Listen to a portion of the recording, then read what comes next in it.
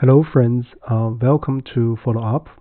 Let's have a look at problem 952, largest component size by common factor. This is a hard problem marked by leetcode.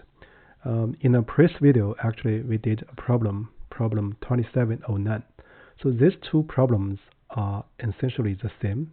So if we carefully analyze the two problems, they are nothing but locating connected components. So for locating connected components, typically we can think of two types of methods. One is a traversal based. For example, you can use breadth first search based or depth first search based. And the other is union find. So in this video, continuing the video for problem 2709, so we are going to walk you through the union find method. So this problem actually can be solved essentially using the same code as that of problem 2709. So here we are given an integer array of unique positive integers, nums. So we consider the following graph. So there are this number of nodes and labeled from num0 to this nums at index n-1, where n is the length. So there is an undirected edge between nums I and nums j if the two numbers share a common factor greater than 1. So we are required to return the size of the largest connected component in the graph, right? So here we have three examples. The corresponding returns are 4, 2, and 8. So in example 1 and in example 3, so the two corresponding graphs are singly connected respectively. So the outputs are actually the corresponding number of nodes. So in example 2, we see that 20 and 50 are connected, 9 and 63 are connected, but these two groups are not connected. So the largest size is 2 in this case. So the constraints for this problem are the following. First, the length is bounded above by 2 times 10 to the power 4. And the second constraint is on the range of elements. So that's not very essential. But here we assume it's positive and bounded above by 10 to the power 5. In particular, it's non-zero, right? So all the values of nums are unique. So actually in problem 2709, there's no such assumption, right? In other words, there might be some elements appearing multiple times. So actually, we can do some extra work for this observation in that problem coding. But here, because of the uniqueness assumptions, so essentially the code for problem 2709 works. So let's now look at the problem analysis.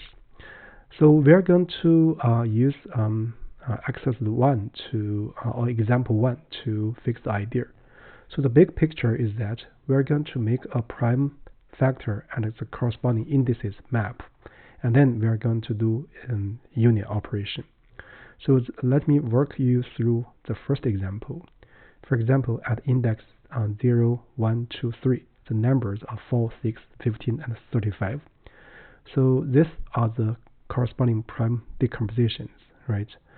So with this information given, so we know for prime number 2, so it appears in number 4 and 6. So the corresponding indices are 0 and 1. So here we are using the indices to represent the nodes. And then for the prime factor 3, right? So it appears in the 6 and in this 15. In other words, the indices is 1 and 2. And for the prime factor 5, so we know that it appears in 15 and 35. The corresponding indices are 2 and 3. So this is the information. And for the prime 7, so it appears only in the 35, corresponding to index 3.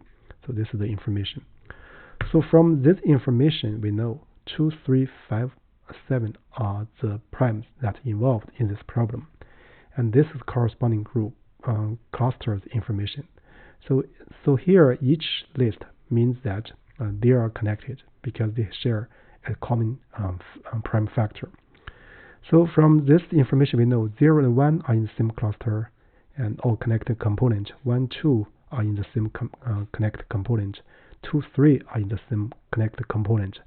So we found that 0, 1 and then 1 and 2 and 2 and 3 are in the same connected component. So they are actually, so this corresponding graph is actually singly connected. So the cluster size is 4. It's of course also the largest. So same idea if we examine example 2. So we know the corresponding prime factors are 2, 3, 5, 7. And these are the corresponding indices information. So from here we know 0, 1 are in the same cluster. So we can examine the prime factor 2 and 5. And now from the prime factor 3 we know 2 and 3 are in the same cluster or connected components. So we know this graph actually is not singly connected. It has two connected components, one consisting of 1, 2, 0, 1, and the other consisting of 2, 3. So both have size 2. So the maximum size is 2 in this for this problem, for this specific example. So with that said, we are ready to write code to implement the above thought process. So for this, first I'm going to implement a function which actually given an integer. So here is positive integer. We're going to get its prime decomposition. So here we are only interested in the set of primes. So in other words, we do not count their multiplicities. So we can use set here. So let's do this quickly. If you are not very familiar with prime decompositions, you can check some other videos in my channel. So here I'm going to use set. And then let's first do some check for factor 2. So if n 2 is a factor, so we're going to do this add 2, right? Then integer division. So afterwards, let's do some sieving. So for I in range, so from 3, so then integer, so n square root, in other words, to the power 0.5, so plus 1. And then we're going to check, well, I is a factor, in other words, n modulo I equals 0, right? If this is the case, so we're going to do this, right? And then integer division as above. So afterwards, if n is greater than 1, right? So we're going to do result at n. So n in this case must be a prime. So otherwise, we just directly return the result. So before we move forward, let's make a comment about this prime decomposition function. So here we are using set, and correspondingly we are using add in these places. So this will return the unique prime factors. For example, for 20, we're going to return 2 and 5, right? So this is sufficient for this problem. So if we change this set to be a list, and we use change the adds to be append, so we are going to have, for example, for 20, we are going to have 2, 2, 5, right? This is this is a little difference. So now let's focus on the current problem. So first, we are going to get the prime and the corresponding indices, right?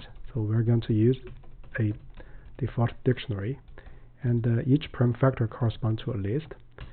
And because we're going to use the indices as the nodes, so we're going to traverse this list using enumerate, right? And here we are using 0 indexing. So let's first get the primes. So we're going to call this method self primes. So we do prime decomposition. Let's see. So for this y, and then we're going to do this for p in primes. So we're going to do prime to indices. So we're going to append, because it's a list by default. So we're going to append this in index. So this way we get this this list, this kind of list. And then we are going to use a union find operation to check if the corresponding clusters can be connected, right?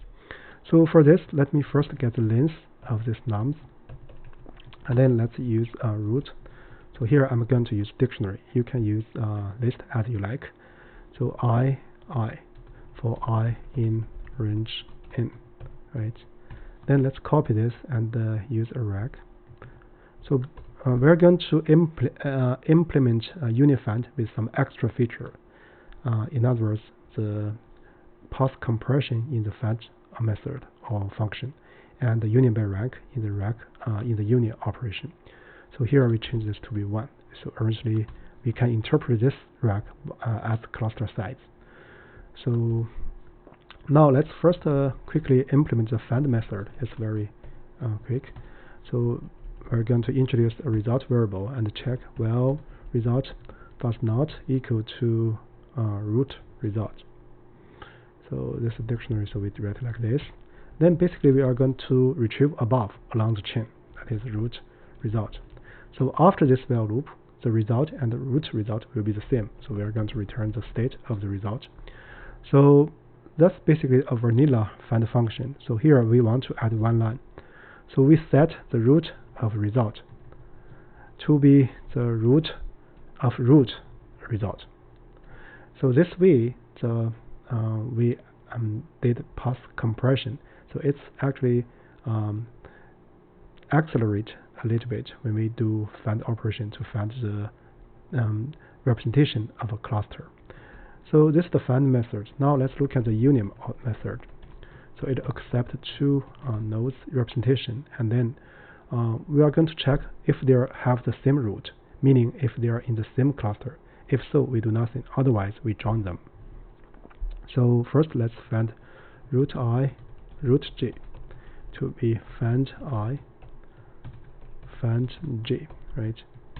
So if root I does not equal to root j, so let's do union operation. Now let's we can do vanilla union operation. So or we can do union by rank. So here we are going to implement this extra feature. So if rank of root I is no less than that of root j. So basically I'm going to set the root of root j to be root I. And then we're going to increment the rank of root I by that of root j. So you can think of this by combine the two clusters together. So the total number of nodes represented by root I is incremented by this, right? So otherwise, so we do the same thing essentially, but we do in the reverse direction. So let's copy this two lines, and then we set the root of root I to be root j, and we increment the rank of root j by that of root I. So this is the implementation of union function. So now let's look at the problem logic. Right. So we are going to do the union. It's actually the same for cluster in prime to indices. Let's see. So we just need to consider the values, right? So in other words, consider the lists here, right? And then we can choose one. Let's see, cluster 0, right? Then we union all the others with this one. So for j in cluster, so let's do this. So we do union ij, right? So then we establish this means to check if we can connect the corresponding clusters or not. Now let's prepare the return. So for this, I'm going to do this one. So we get a cluster and its size, right? So the cluster is represented by a root. Now let's do this. So for I in range m, right? First, let's find the root that is find I. And then what we're going to do, we set the sizes of this cluster represented by R to be, let's first get sizes, let's check if this root is already as a key or inset sizes. If not, we're going to set its original size by 0 and then increment by 1, right? And after this, so we just need to return the maximal of the corresponding sizes. So we get the max sizes of values. So this is the problem logic. So now let's delete this empty space. This code actually forms a solution format to this problem. So before we make any further comments, let's first do a check. Collection default dictionary has no attribute append. Let's see.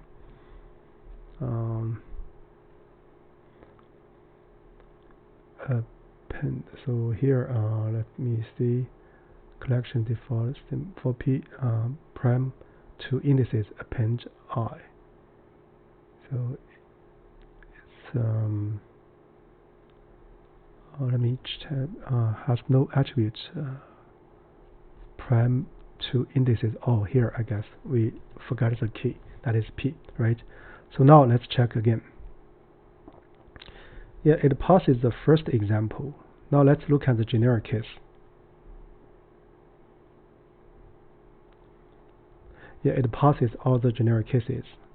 So that's basically about it for this specific problem. Here let me give a quick summary.